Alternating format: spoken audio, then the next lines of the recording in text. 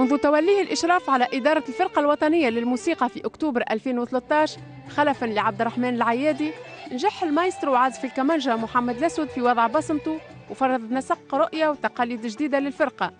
عروض دورية أسبوعية كل سهرة خميس وشهرية بالمسرح البلدي بالعاصمة.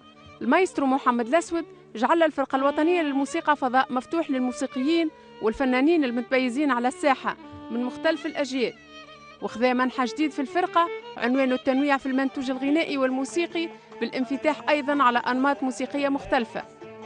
منذ بداية 2015 خذت الفرقة الوطنية للموسيقى منهجها العملي اللي كان يعد به محمد الأسود في بداية توليه مهمة الإشراف على إدارتها، ضبط برنامج متكامل يتم في كل عرض غنائي شهري استضافة اسم من الأسماء الفنية التونسية.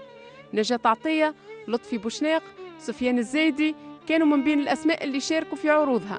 موازاة مع البرنامج الغنائي، وضع محمد الأسود تقاليد عرض الموسيقى الآلاتية كمشروع أساسي للفرقة في محاولة لاستعادتها دورها اللي تم بعثها من أجله.